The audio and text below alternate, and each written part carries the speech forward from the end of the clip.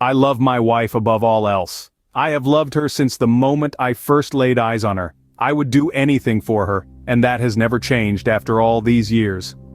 We first met in college. We were both theater majors, and it was day one of Acting 1 class that our eyes met for the first time. She had chocolate brown eyes that were complemented by her dark brown curls. We stared at each other constantly that first day, and when we were partnered together, we knew that it was fate. "My name is Margaret," she said as soon as I walked up to her after class. I took her by in hand and kissed it. "Henry," I responded.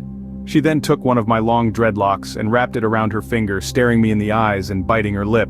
It was an amazing meeting with an even better ending later that night.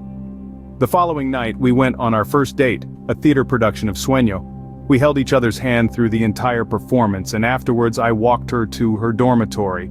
Every day after that was like a love story. We went through good times and bad times, we broke up and got back together. Through it all, one thing never changed for me. I loved her and would do anything for her. We got married after graduation and went on to become very successful in the stage acting scene. We were considered a power couple and were always cast in romantic roles opposite each other. It was easy to bring the true deep love that we felt for each other to the stage, and it was nice to make money from it. One day, our lives took a turn. We had just finished a successful performance of the stage play, The Clean House, when we were approached by a member of the audience. "That was an amazing performance," he said, a creepy English accent behind his words. "Why, thank you. You're sweet," said Margaret, gripping my hand. I could tell this guy had creeped her out, but being a talented actress, she was able to put on a nice front. "I've been watching you two for a very long time," he continued, his pale blue eyes staring into Margaret. "I am very much a fan of your work. Every performance is riveting, and I can tell that you put true passion into your exchanges. You two must truly love each other." "We do," I said, stepping slightly in front of Margaret. "We love each other very much. I would do anything for her." I looked at her, and she gave me that beautiful smile of hers. "That warms my heart to hear," he said, as he put his arms behind his back and looked up into the night sky. "True love is a valuable gift that is often taken for granted.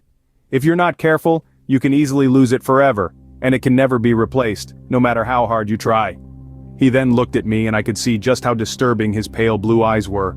"Hold on to that gift. Cherish it forever."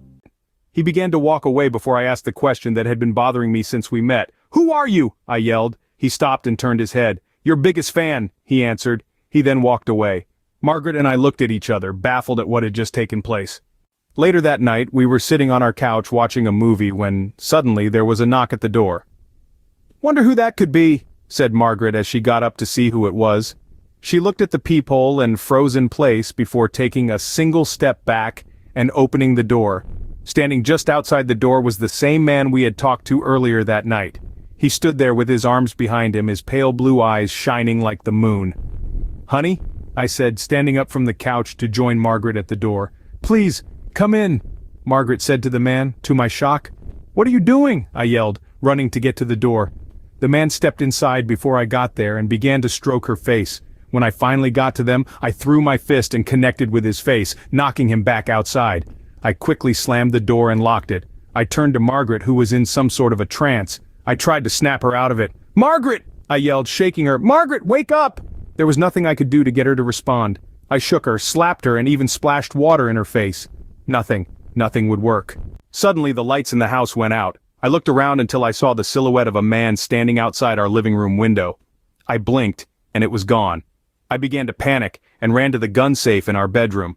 Despite being theater nerds, we were very well trained in self-defense and firearms. We could each hold our own if our lives were in danger, and if there was ever a time to put that training to use, it was now.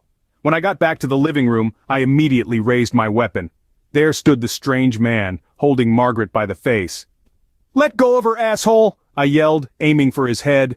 He looked at me, and the only thing I could see in the darkness was glowing red eyes. He then turned his head to Margaret, and I fired, hitting him directly in the head. He fell to the floor hard, and I ran over.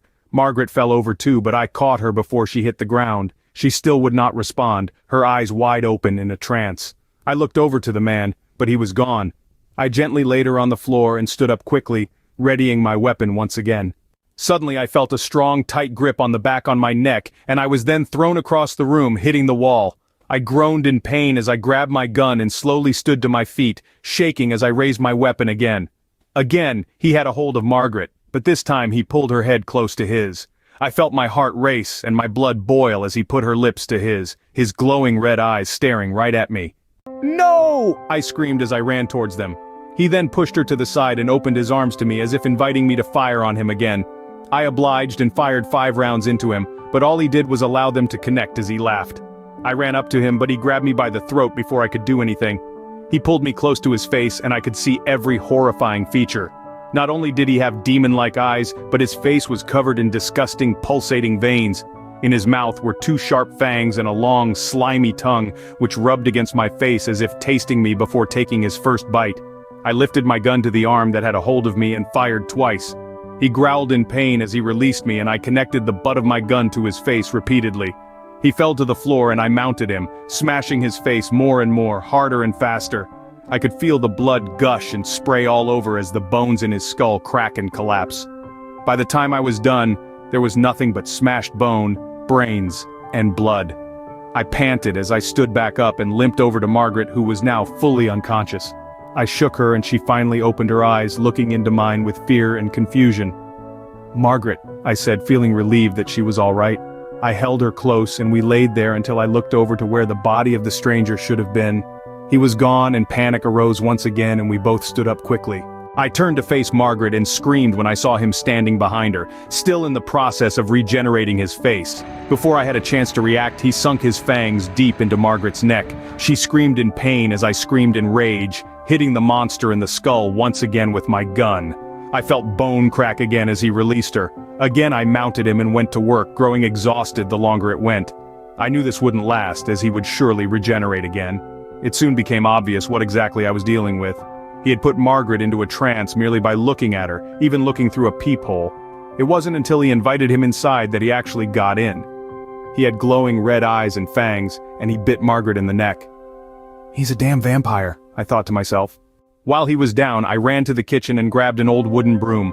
I broke it in half and ran back to the body, where I rammed it as hard as I could directly into his heart. It soon became obvious what exactly I was dealing with. He had put Margaret into a trance merely by looking at her, even looking through a peephole. It wasn't until he invited him inside that he actually got in. He had glowing red eyes and fangs, and he bit Margaret in the neck. "He's a damn vampire," I thought to myself. While he was down, I ran to the kitchen and grabbed an old wooden broom. I broke it in half and ran back to the body, where I rammed it as hard as I could directly into his heart. The body began to convulse and flail its arms and legs all over. Suddenly it stopped and went completely limp before melting away into deep red blood and other disgusting fluids. After catching my breath, I slowly turned my attention to Margaret. She sat there in the darkness, legs folded and upper torso fully erect. "Honey?" I said, nervously approaching her. In the darkness, I could only see her silhouette, until her eyes began to slowly glow red. There was only one thing I could think of to do. I love my wife. I would do anything for her, even if that meant chaining her up in the basement, feeding her a pint of my own blood every day while I figure out what to do about her.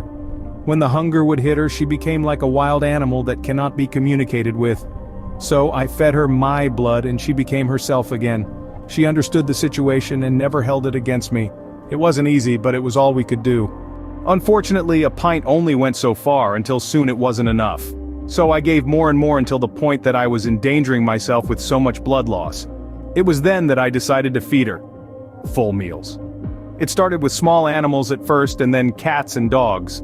Soon I made the hard decision to invite homeless people into our home, knock them out, and give them to her. This went on for far too long before it really started to affect us. She felt like a monster, and I did as well. I love my wife and I would do anything for her, which brings me to now. I'm sitting here writing this, shaking. There is literal blood on my hands as I try to compose myself. She asked me to do one last thing for her. I refused at first because I loved her too much. "If you love me," she began, looking me deep in my eyes, her now pale blues not blinking, "you will do this." Tears fell from both of our eyes as I pulled her in close. "I love you, Margaret," I whispered. "I love you, Henry," she responded. I could hear the squish as I drove the wooden stake in her heart. I trembled as I listened to her whimpers, gasps, and eventual silence. I broke down as her body melted away into liquid. I laid there in her remains, sobbing.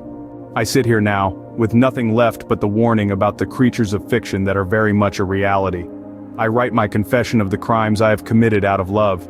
I say goodbye to any friends or loved ones that may be reading this. I loved her, and I did everything for her. Nice to see you. If you haven't yet subscribed, please consider subscribing and kick the like button. This will help our channel grow. Keep your eyes open, there is always something lurking in the dark. Take care of you.